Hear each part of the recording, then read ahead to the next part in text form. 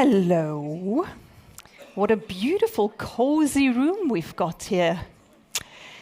So, it's 4:45 in the afternoon. The daylight is already gone. It's pretty gray outside. You've had lunch before. Let's just do a quick check-in on your energy level, because this is still something that we need for sessions, right? So let's see. Give me an indication with your hand. If your energy level is somewhere in this kind of grayness, afternoon, I need a nap type of level, then it's somewhere down here, okay? Well, so I already see the first person like, no, I'm up here. Okay, well, good. Good for you. So if you're still looking for a nap, you're down here. If you're like doing okay and like you're speaking with people, you're keeping yourself awake, then you're somewhere here. And if your energy level is actually going through the roof, you're going to take over the stage and make me lose my job and change my career, then you're up here. Where are we doing? It's like, I can't see any hands, people. Like, give me something. Oh, wow. Ooh, I like that. Good. All right, because I mean, otherwise I would have done a bit of a kind of physical exercise with you. You remember the thing with the shoulder rolling? Let's try that at least, okay? And we can do a bit of the head as well. If you don't wear a mic, it's even easier. And don't forget the stretches. It's cozier here, so it's even more dangerous when it comes to neighbors. Maybe a bit more to the front or maybe more to the back. Or like, you know, it looks less ridiculous if you're not standing on a stage in front of everyone else. Okay, so if you need more of that type of exercise, there's always more where this came from. But with this, I would say, I welcome you, and it's a great pleasure to be hosting this first Charles and Elizabeth Hendy lecture with the beautiful topic, Reinventing Careers for the Age of Longevity. So there are minds and voices that have been connected with the Drucker Forum from the beginning, and one of those voices is Charles Hendy. He's a social philosopher, a writer, a lecturer, and some call him an organizational sage. But most of all, he's a dear and very honorary member of the Global Peter Drucker Society. Charles was born in 1932 in Ireland. He lives with his family in the UK. And he's got quite an interesting career to look back to. He was an oil executive at Shell. He was a business economist, a professor of the London Business School, a chairman of the Royal Society of Arts in London. He's published several books on how we can change the shape of our work and the effects it has on our organizations and on our lives. Has sold some 2 million copies worldwide. And last year at the gala dinner at the Global Peter Drucker Forum, Ilse Straub announced the invention of this Charles and Elizabeth Hendy lecture, which is going to be an annual series to honor major contributions to management and understand the practices better. So we're starting this series here today, and we're going to talk about the topic of changing careers. But before I introduce today's speakers, I would also like to get this voice into the room who unfortunately couldn't be with us today, but we're sending our best greetings to Norfolk in the UK, to Charles, and he's sending his greetings to us. So let's have a little look at what he's got to say for us.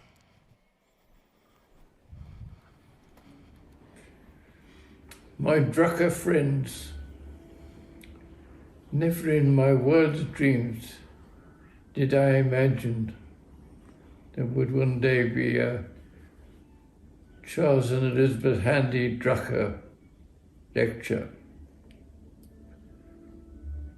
So I'm so honored, Richard and Ilse, and so pleased that you include Elizabeth in the title, because, as you well know, she's been my guiding light and supporter and best critic all these years. And she would be pleased, as I am, that Herminia Ibarra is giving the first of these Hendy lectures. I am one of her closest friends, I hope, and one of her best admirers. But as I said to Richard, there are two sorts of freedom: freedom from and freedom to. So it's a tricky choice: freedom from want and poverty, or freedom too. You can't have both at the same time, unless you're very lucky. But my advice to my grandchildren was, start off in some organization which should at least provide you with a living. And when you sort of found your sea legs, as they say, and really know what you can do, then go independent, and you have freedom to do what you want. Amazing. I never thought that the London Business School would actually be the model organization that I've looked for. I just landed there by chance, and never expected to find it was the actually ideal organization for me, because it provided me with freedom from want, freedom from, but also freedom to do my own thing, both in the classroom and outside the organization. So my dream now is to create more organizations in Britain which provide both freedom from want with some kind of base pay, but freedom to do your own thing outside the organization as well, so that you could develop your entrepreneurial skills and discover what you're really good at, knowing, however, that there's a safe place to go back to in the organization that pays you your basic wage.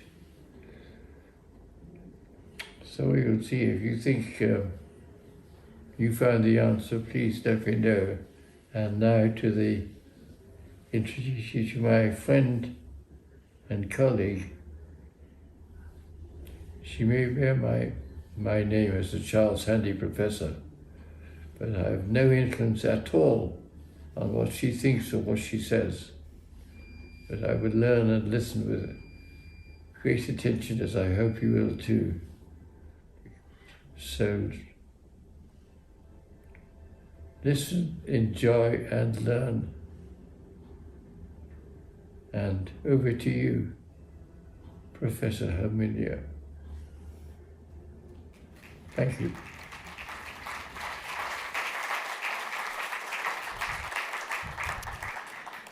Thank you also so much, Scott, Charles' son, who's with us, who helped us get this video for us. Thank you so much. Freedom from and freedom to. This is also part of what we're going to talk about. Freedom from feeling trapped in a career that doesn't really fulfill you, and freedom to find a new career within the institutions. Am I doing the right work for me, or should I change direction? This is the first sentence in the edited edition of Working Identity: Unconventional Strategies for Reinventing Your Career, one of the books of the speaker who's going to appear on stage in a second. And it might be a question that some of you are familiar with. She is, as just mentioned, the Charles Handy Chair of Organizational Behavior at the London Business School. Prior to that, worked at INSEAD and Harvard Business School. Thinkers 50 rank her among the top management thinkers in the world. She's a member of the World Economic Forum's Expert Network and a judge for the Financial Times and McKinsey Business Book of the Year Award. According to Apolitical, she's also amongst the 100 most influential people when it comes to gender policy around the world. And besides her books, she's also written numerous articles in leading academic journals and newspapers. She has done research on the experiences of people changing their careers for the past 25 years, and we're, just as Charles, curious to listen and learn from her. Please welcome on stage with me, Herminia Ibarra.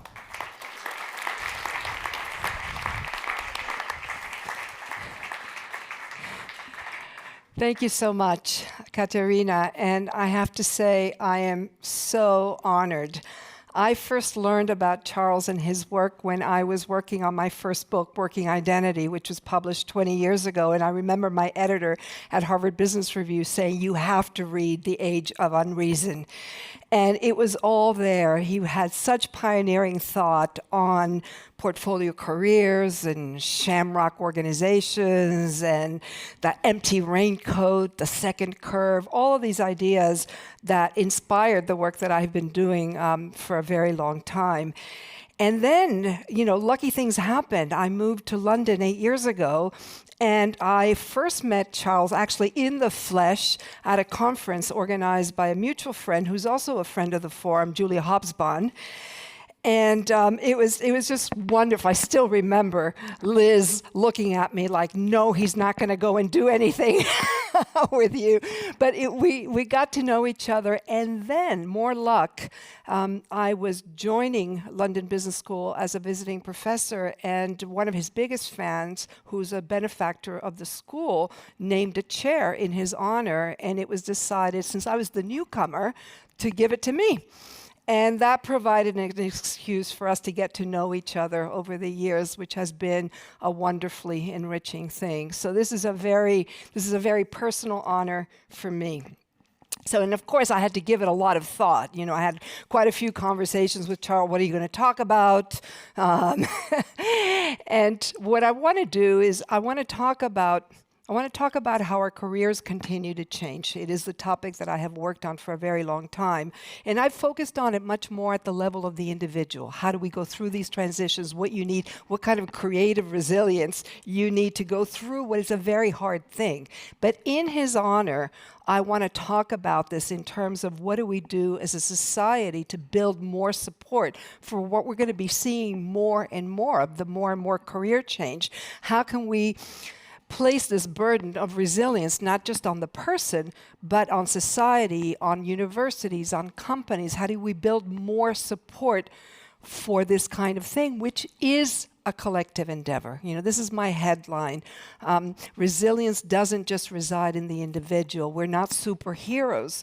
This is all about collective strength and finding the support to go through very, very difficult times. So that's what I'm going to talk about. I have slides, and I'm going to talk about 3 things. I plan to go through this pretty quickly so that then we can converse. I want to talk about why we're changing careers more. That will seem obvious to you. I want to talk about the main problem that I want us to think about, how under-institutionalized, under-supported these transitions are, and then what can we do to build in more support for the nonlinear careers that we're seeing more of. Before I plunge in, a question to you. How many of you would say that you are in some form of career transition, whether thinking about it, in the middle of it, coming out of it? How many of you would say, I'm in career transition? Raise your hands if you are. Okay, now keep your hands up, and add your hand if you are close to somebody who is, a spouse, a child, okay. All right, so you see, this is my point. This is my point. There's 4 things that explain this. They're not going to surprise you. One is we're living longer. And the interesting thing is these gains are now kind of midlife. In fact, before we lived longer because we got rid of childhood mortality or we made great strides. Now we're living longer because we're stopping a lot of causes of death in mid-career, and so we're wanting to work longer. That's number 1. And the way we used to do things, the so-called 3-stage life, doesn't work anymore. A bunch of concentrated education early on, a long working career, and then kind of what was supposed to be a short retirement, now we're living longer. That doesn't work, so we need to transition more among these things. We've heard a lot about this today. I've just got a couple of stats here, but we know technology is disrupting a lot, and we don't know what that's going to look like. But we're already seeing some effects of that on corporate change. The 4th trend is our organizations are changing a lot. Just the churn in the Fortune 500, they go bankrupt, they go private, they cease to exist. Charles' idea of the Shamrock organization has come to pass. Right now in the US, for example, the number of independent workers is above 1/3 of the workforce. And just a quick, we're seeing a lot of mass layoffs as well. At the same time, there's been massive social change since I've started studying careers. We want so much from them. We want purpose, we want flexibility, we want meaning, we want learning, we want all of that. And unfortunately, our organizations are not providing that. There's a lot of that empty raincoat syndrome that Charles talked about. So the long and the short of it is we are making more changes through our careers. Couple stats, there's lots of them. We're seeing much more older first-time entrepreneurship and successful entrepreneurship. We're seeing Tons of people go back to school. It seems like almost everybody I know is going back to school for a PhD. I don't know if you've seen this as well, but there's a lot going on. The thing is, even though we're still seeing a lot of it, it's hard. People experience it as hard. You have the prices transition. That means you're moving away from something without having fully left it, while approaching something that's still undefined. You don't know what it is. You're kind of betwixt and between, and people uniformly find it hard. Just did a survey.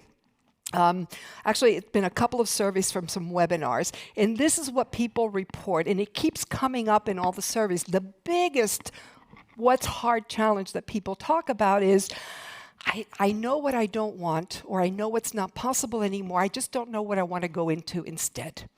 And followed by that, they say, it's me who's holding me back. My lack of resilience, my lack of courage, my fear, my doubts. And this is all, by the way, before doing anything at all. But just recently, I ran across some research that shows this, how this plays out in a kind of career in action cycle where you don't do anything because you don't know, and that increases your doubts. You blame yourself, I'm not resilient, because it's supposed to be in the individual, and it erodes self-confidence. And then things like, what about the finances, or what about my network, become unsurmountable obstacles. Lots of people paralyzed, I'm seeing. Now, once you move into it, and you might move into it because you've lost your job, but you might move into it because you're starting to work out what next. You plunge immediately into this thing that's been called the messy middle. So the bad news actually gets worse. It is messy. It always takes people longer than they think, and it is an emotionally fraught process. It's not that pleasant to go through. Part of it is there's a sense of identity loss. Who am I? Especially if I lost what I do on a daily basis, because we are what we habitually do. It's not just that we're our titles, we are what we do. We are the company we keep. We are the story we tell about how we became that. If we've lost that, we truly feel lost. And so, this is just a quote I love. This is somebody I interviewed. My identity was so tangled up with my former employer, it was like clothes that wouldn't come off. They were so stuck to my skin, I didn't even know what I looked like without them. So you get the flavor.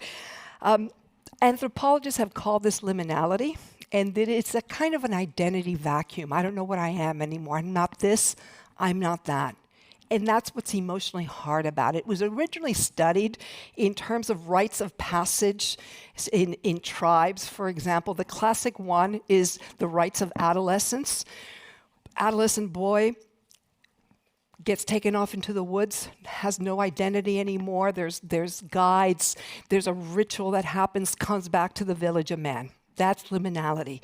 It is fraught. We're seeing more and more of this being in between statuses. Now, we have lots of things that deal with it. Internships, MBA programs, things that take people, you're between and betwixt, and you get told this is what you do. These are the steps, and you're going to come out, if not a man, you're going to come out an MBA, you're going to come out a finished product. The thing is, right now, and this is the thing that I see more and more, from mid-career on, these transitions from career A to B, they're under-institutionalized. They're not as guided. They're not as scripted. And that's great because we have more freedom too.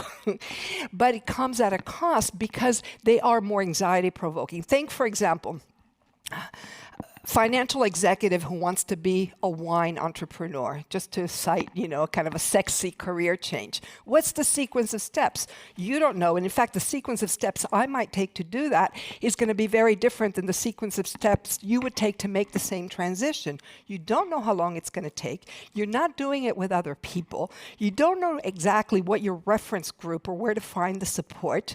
Who's going to endorse that? There's fewer market intermediaries. I teach the Sloan Fellows at London Business School. It's a mid-career program. On average, they're 40 years old. The job market is harder for them because they're looking for more bespoke roles. And it's not the kind of the mass job market that's where it's easy to match people. So much more under-institutionalized. And so people find it hard. What they say about this experience is always a little bit harrowing. Like this person said, I felt very panicked by the loss of purpose and structure to my life. I'd taken career breaks before, but I found this one very unnerving. Another one, very poetic. No one told me, actually, you're going to go through hell. I underestimated how much psychological support I needed. I'm going to speed it up. Nothing prepared me for it. It required one skill I didn't have, the skill of waiting. The weight of the wait was crushing. Okay? Over and over again. See, one of the edge I've had in this research is that I catch people when they're going through it. When they're done, the story sounds great. This is what I was meant to do. The clouds parted, it's clear. No, when you catch them in between, this is what they tell you, and it's very, very difficult. And what's missing is a holding environment, a place where you can, because when it works, that fertile emptiness, which is the positive side of it, you've got to experiment. You've got to try things out. You've got to make mistakes. You've got to find kindred spirits. You've got to work out what your story is when it's not very clear, when you're in the middle of things. And to the extent that you don't have a time and a space that's dedicated, just like college was for the transition from adolescence to young adulthood, we don't have those spaces. We have some. We've MBA programs are classic examples. We have some, but we need more of them. My colleagues and I have called these identity workspaces. And they are things in which you can get to do a new activity or get to learn a new skill, but it also provides community, kindred spirits, other people going through transition. Think about an MBA program, for example, guides, mentors, faculty, a context in which you can reflect and make sense of what's happening to you. Who am I? What do I want? What next? What have I experienced? And also a good excuse, a script. Oh, I've gone back to school. I've taken a sabbatical. And what that does is it creates a holding environment, a place in which it's not so stressful because you're doing something that has a boundary around it. It contains all that stress, and it facilitates the reflection process that you can't fully do inside your own head. You have to talk to other people. Now, the argument that I want to make for here is that we've done a great job with a lot of graduate programs in making them identity workspaces, but that's not enough. Given how many people are making career changes, they're expensive, there's not enough seats, we need different kinds. We need different varieties. And so I've started looking at a number of institutional innovations that are providing those kinds of support. I started thinking about it because of working a bit with an organization called Myler Campbell. Myler Campbell, I don't know if anyone knows it, they provide coaching training. And they have this very interesting program that lasts over the course of a year in which people have tutor sessions in small groups, and they have things that they need to do. However, a lot of the people who take this course have no intention of ever becoming coaches, actually. It's a useful skill. It's a great network. They actually recruit people very cleverly. They know that in professional services, people are squeezed out from age 55 or so, and so they need to think about what next. So they recruit those people, top of the line. It's a network you want to be part of. And in that process, you get to pick up a skill. You say, I'm doing a coaching course. It doesn't fill up all your time. You can experiment with other things. It creates a community around you. And so there's something that happens there that helps people through. I experienced it, and I saw how much it helped other people to have that. So I've been looking at other examples. Makers.tech, I just met the CEO. It's an organization for people who are probably at the other end, late 20s. They've been liberal arts graduates, and now they don't know what the heck they're going to do about their career. So they transform them so that they can enter the tech world. But they do much more than provide skills. You see, there's a lot that has arisen that gives people reskilling, and that matchmakes. It's not enough. All of these things, they create community and they provide the psychological resources for making sense and figuring yourself out. So that's one example. Another interesting one on purpose.com, that's also in London, also targeting a younger population who has gone out into the workplace and doesn't find the meaning they want. And it's structured as a year of 3 structured internships in organizations, mostly nonprofits, that are purpose-driven. But at the same time, there's a cohort going through this process, taking some classes together that are about reflection, about who you are, about what kind of career you want, and also some matching and placement. So you get to see the pattern. There's a sense of working your identity, providing a context and a cocoon for that. There's starting to be platforms, clearinghouses, diffusers, all kinds of organizations collecting resources. One that was recently brought to my attention, Careers Can Change by Aviva, who I think is here. Very interesting. It's a platform that provides resources, and they've also done research. They found that about 1/3 of people from age 45 onwards expect another major career change before retirement, but only 15% have ever had any advice about how to do it, and 30-something% have no idea where to go, and so it helps them bring it together. The World Demographic and Aging Forum has been compiling all different kinds of initiatives by companies, by governments, by organizations to just provide a resource about how you do this. Stanford was the pioneer in creating a kind of an older person, they don't call it that, advanced careers institute, where you can go and reinvent yourself towards the end of your career. They've learned some things in the process, and they've been proselytizing. They've been reaching out to different universities to say, if you want to do something like this, maybe on a cheaper scale or on a shorter scale, we can teach you what we've learned. So anyway, the long and the short, and Careers Can Change. As I said before, a platform that says there's events, there's communities, there's training, there's resources, there's encouragement. Come be part of this community. Not get the skill, but become this person by belonging, by becoming part of a community in which it's going to be easier to take the risks and go through the emotional turmoil of all of this. So anyway, I'm going to end with Charles's famous S-curve. And of course, he has urged us to make sure that we don't get off too late, that, we kind of get off those successful curves when it's on the up and up, when it's easy. Of course, it's really hard to do that, and a lot of the times we kind of catch it on the end. But anyway, in those curves, when you're shifting from one to another, there's always that lovely zone of learning, which means that it's tough. And my point here is we all need to harness our ingenuity to think about not just our own creative resilience and our own mental toughness, but how do we create institutions that are going to make it easier for the more of us who are going to need to be changing careers, and probably even more often than we have done so already. So I'm going to stop here. Thank you very much.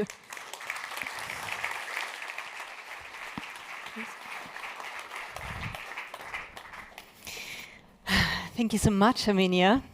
I think this is a fascinating topic, and also do want to give some space for you to ask some questions, but maybe just one follow-up question from my side. Your career appears quite linear. You've been working on this for quite a while, right? Can you tell us a bit about your own career? So it is a well-known secret that in my field of psychology, organizational behavior, we all study what we don't know how to do.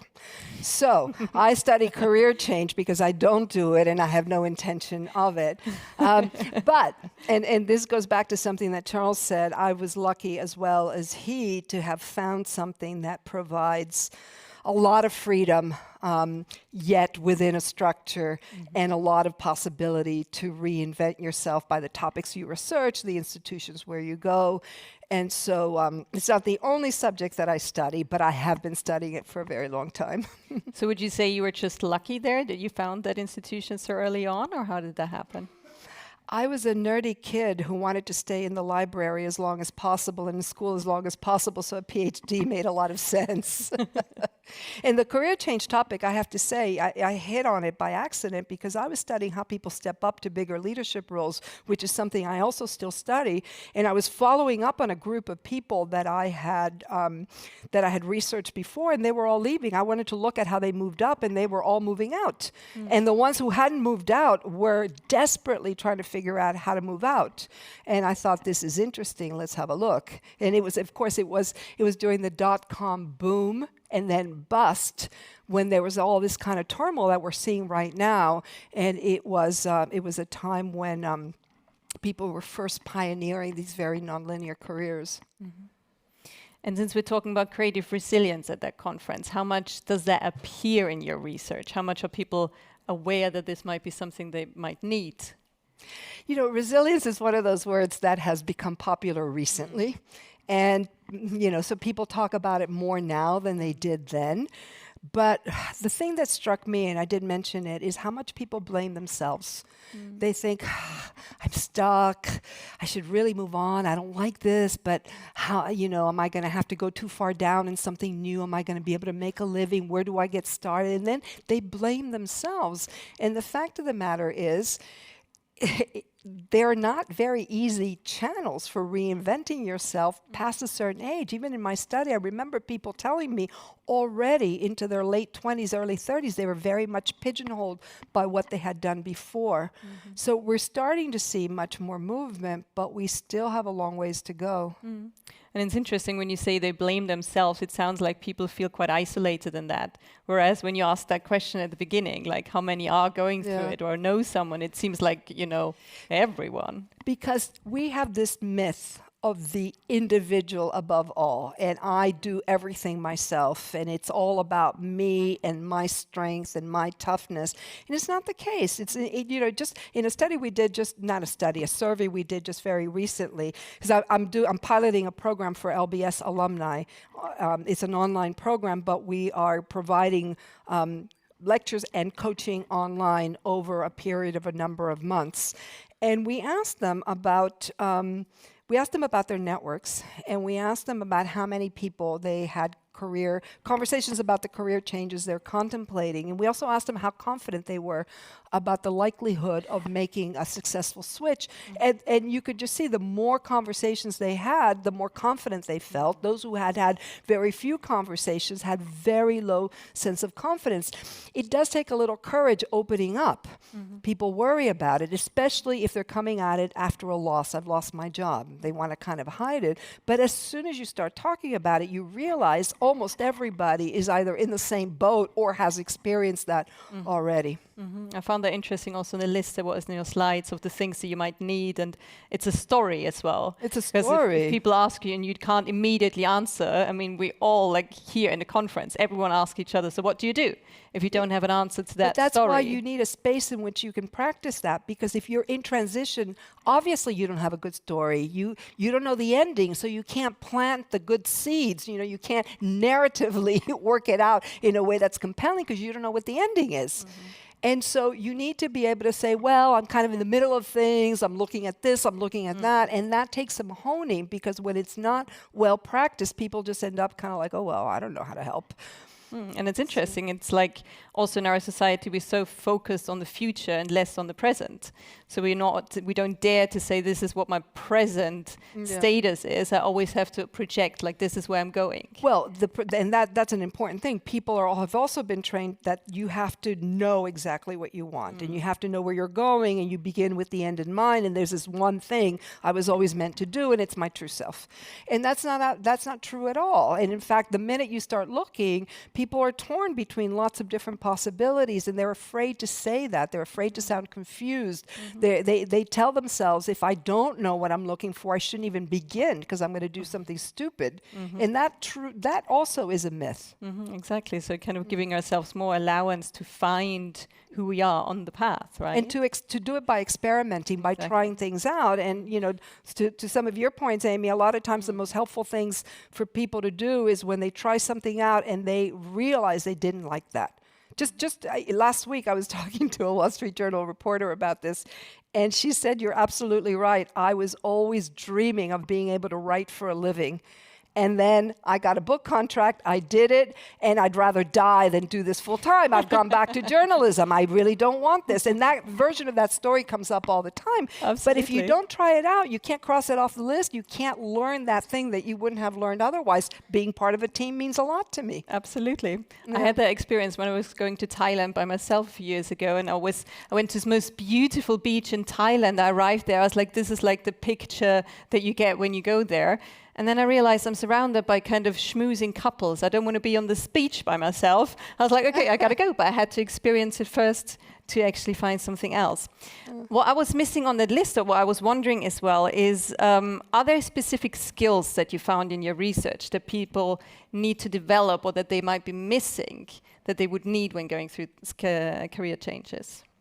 I don't know if it's a skill set, but it is a willingness to do in order to learn, rather, to learn experientially, to experiment, to try things out, to put yourself out there even if it isn't fully formulated, to reach out to people and do your networking even though you don't have your full story yet. It's not necessarily a skill. It's a kind of like a willingness.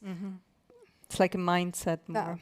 Maybe that's an overused word too. Oh well, sometimes. Yeah, it's difficult at conference. Yeah. Overused word. Yes. It's probably the right word, but it is a willingness to try when you're not fully sure, when you don't know. Well, I would like to also learn a bit more, give you the chance to learn a bit more about your experiences with this topic, because as we saw at the very beginning, most of you actually have some experiences with that. So before we go into a bit of a Q&A, we'd like to give you a little exercise, if you're good with me doing that. So the way it's going to work is I would invite you all to turn to another person. This is the moment when you're like, oh my God, is it left? Is it right? This is like, who is it going to be? I'm sure we'll find somehow a way that you all find someone. And in case you don't find someone, you can raise your hand and then we'll make you match with someone else. And I would invite you to do this in a very specific way. So you're going to both talk. One person starts. And just to make this easier and not to have conversation, is it you, is it me, is it you? The person with the longer hair starts. Okay, that's And that person who starts is going to talk for 2 minutes straight. And that doesn't sound like a long time, but it could be that after like a minute you feel like I've said everything I want to say. That's okay, then just take a pause and think, and maybe there's something else that you want to continue talking. So you've got 2 minutes. I will give you an indication when the time is over. The other person, here's the difficult part, only listens.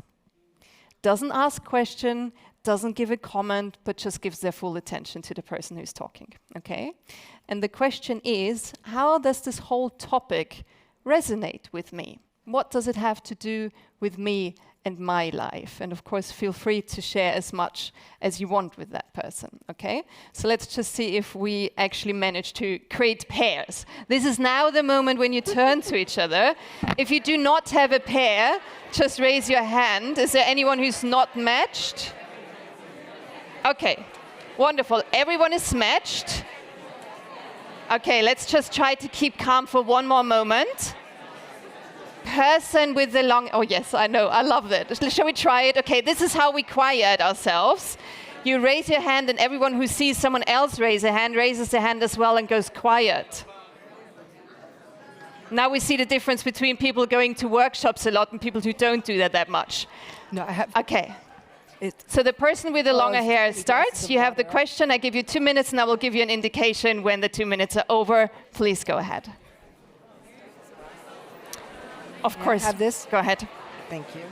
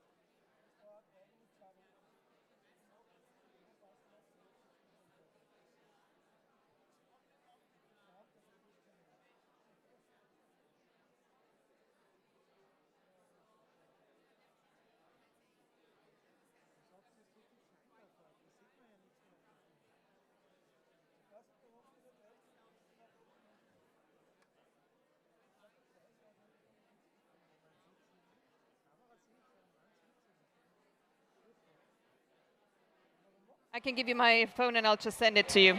Okay.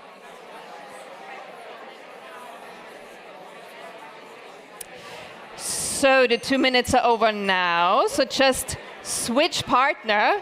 Remember the rules? One person talks, the other one listens. Okay, so go ahead, 2 more minutes. Yeah, it's hard to get started and then they get all excited.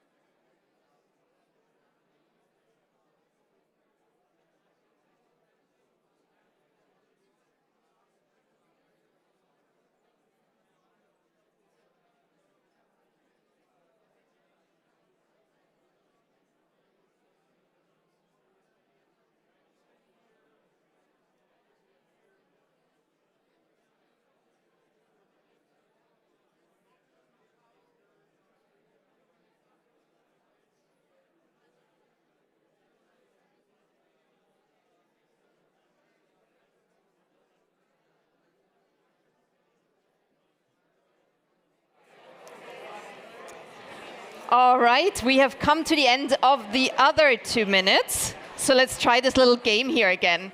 I raise my hand, whoever sees me raise my hand raises their hand too, and then closes their mouth as well. Wonderful, second attempt and it works so much better. All right, how did that go? Just a short indication as well, like how easy was it for you to just talk for 2 minutes? Like, oh, no, Amy, you can't talk for 2 minutes? I'm surprised, okay. How easy was it for you to just listen? Oh, I see if you're like, yeah, it's something a bit unusual, right? We're used to having a conversation. We're not so used to just doing one thing or the other, but it does change a bit the atmosphere that we create together. So I'm quite curious to hear a bit about what you just discussed. I'm not sure, do we have a mic in the room? So maybe someone who wants to share a bit about what you just discussed, I'd be interested to see. What are some of the essences of what you just discussed? Okay, we've got one here, exactly.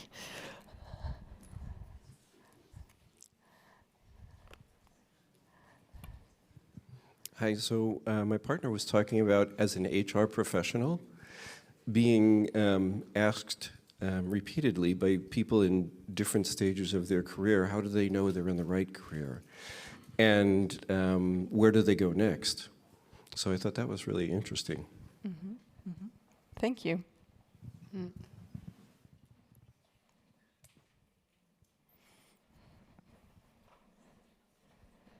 I just wanted to make a comment. Hello, everybody. I have experience of teaching for 40 years and different types of students, undergraduate, graduate students. And when students ask me, how can I become a leader? How do I start networking? I always have one response: read Act as a Leader, Think as a Leader book by Herminia Ibarra. Wonderful. Let's get a few more comments, and then please also feel free to start asking Herminia some questions. Thank you very much. We had a discussion about the drivers of what pushes someone to start even thinking about this when they've still got quite some time left in their corporate career.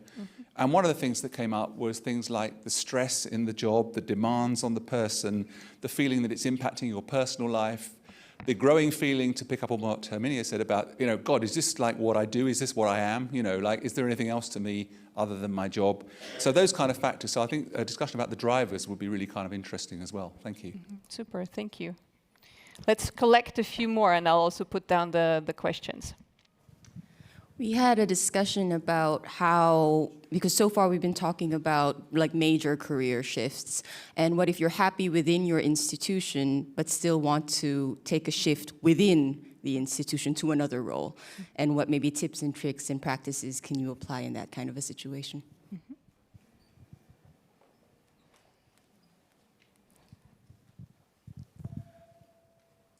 My discussion partner was fantastic.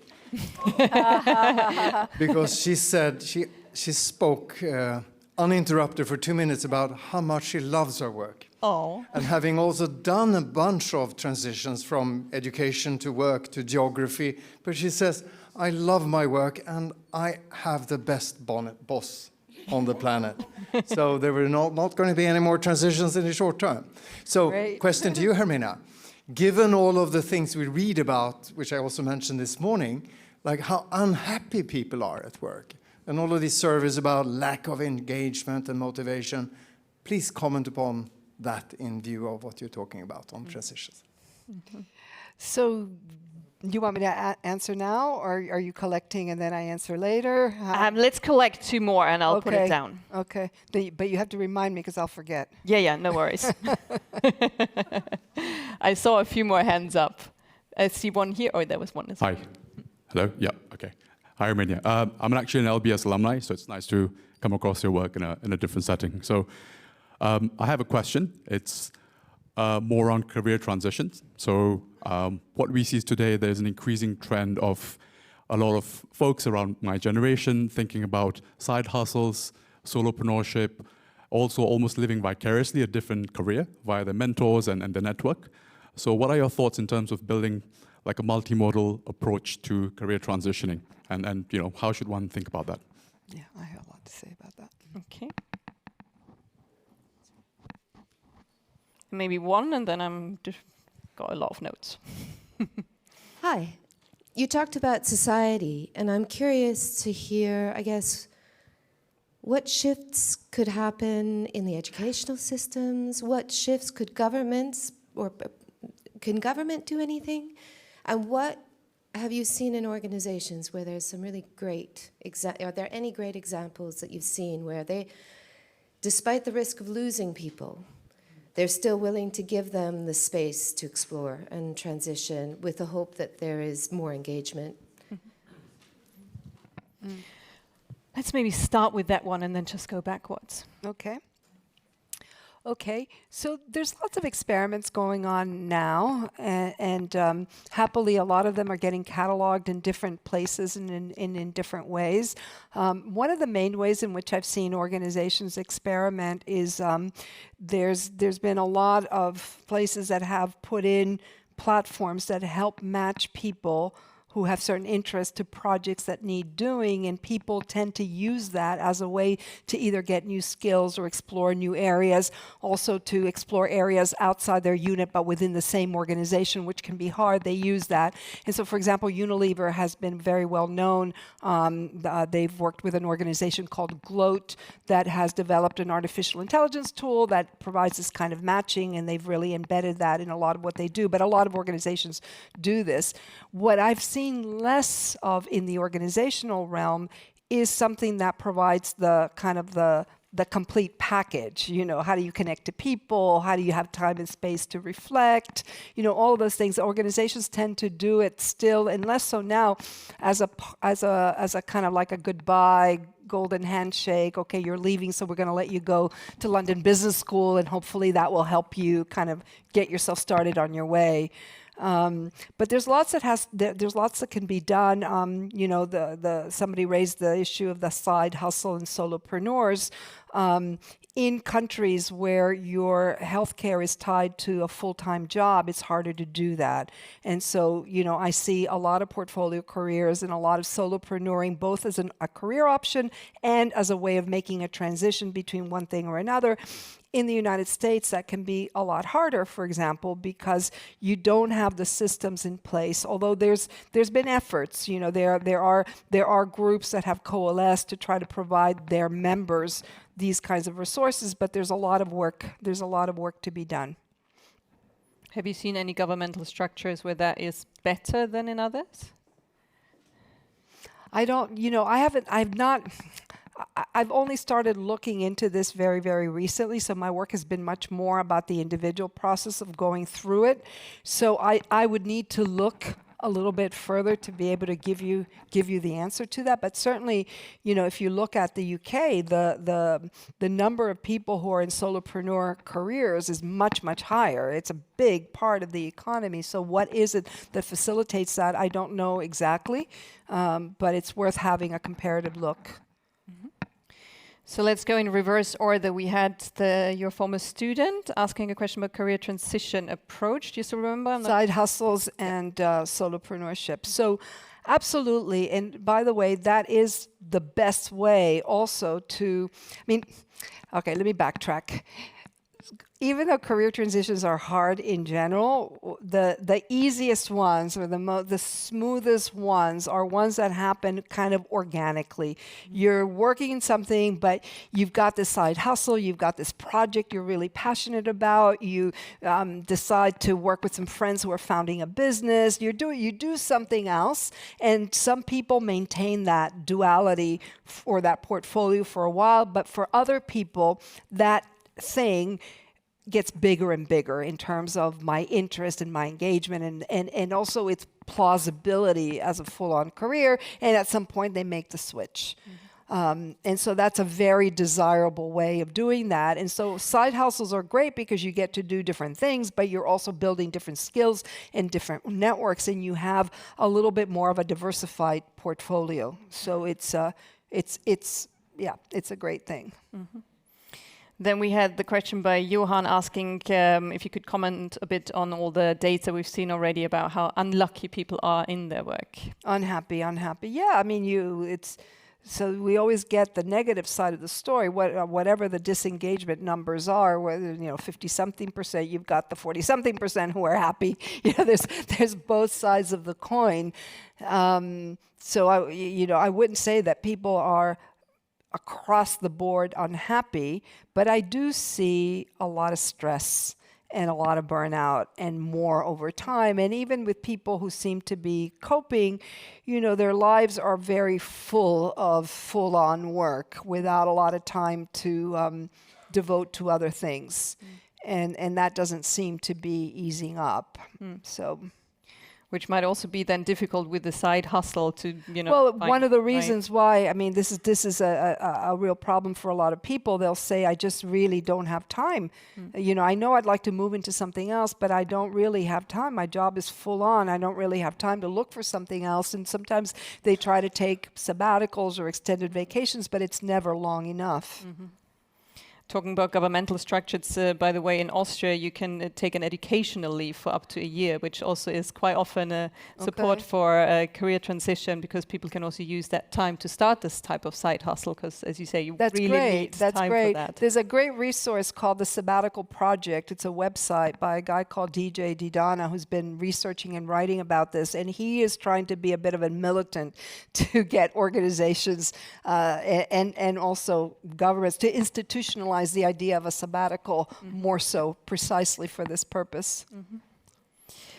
Then we had a question about if you actually want to shift within your institution. Do you have any tips for that? And also, like, maybe from both sides, the employer side, the employee side, but also the employer's side. How can you support that without being scared that your employees are just going to run off? So what I said before about all of these kind of matching algorithms within organizations. There was even a book called The Inside Gig, which is about how organizations use these things to allow people to do gigs within the bounds of the organization as a way of exploring new areas and exploring new skills. So there's a lot being done in that domain already, and that's really helpful.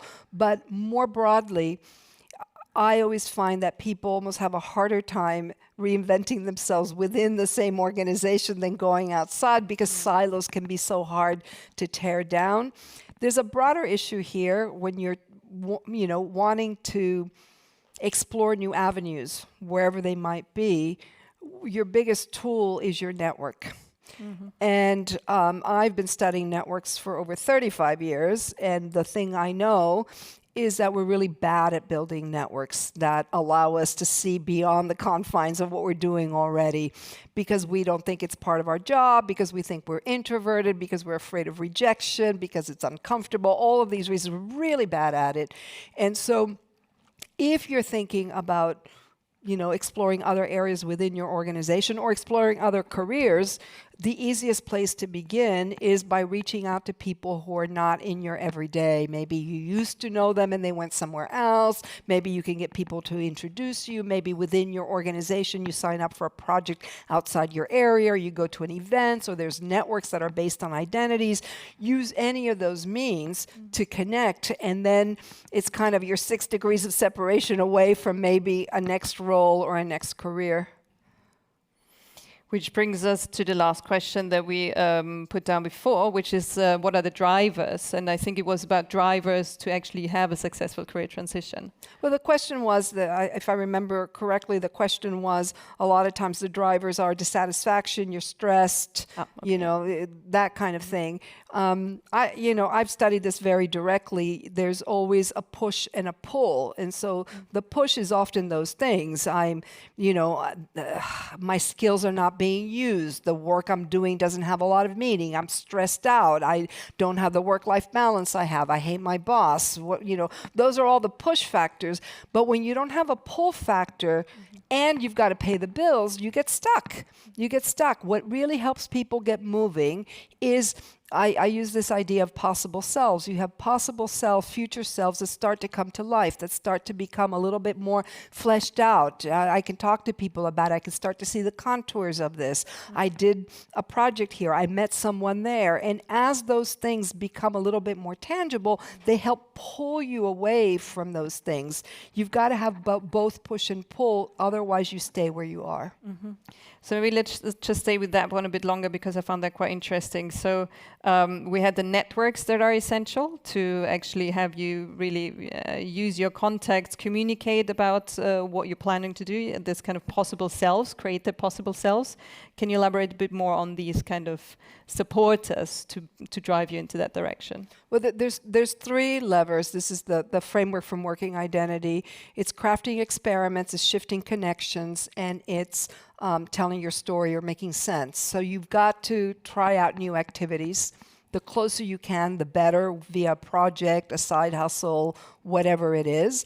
You've got to talk to people who are not the usual suspects. You've got to build connections and networks externally, and not just for leads, but to find inspiration, to find kindred spirits, to find people who don't think it's ridiculous that you want to become a chef at your age, or whatever it is. It's the people who know you well. They've already figured out who you are, and so they think it's kind of weird that you're wanting to move on. So you really need your network for all of those things, and then you have to find ways of making sense of it, being able to tell a different story, because the old story of, I don't know, I worked hard in school, I got hired, I was top of my class, I made partner, that's not going to work. So you've got to tell a different story that makes sense, not just to other people, but also to you, so you have faith in what you're doing is the right thing. So those are the 3 tools that you've got for the transition, and that's why having contexts that facilitate those things can make such a big difference. They're not going to do the work for you, but they can make a big difference. Thank you so much. I think there is a lot that we can take away for whatever kind of moment we're in, the career transition that we're already in, or the one that's somewhere in the back of our head and might have just got a bit more fueled by the conversation that we had. Maybe just to round it off, as Charles put this so wonderfully with the freedom from and the freedom to, and you said yourself you've been in your career for quite a while now. What is it for you yourself in this career that you've chosen from yourself?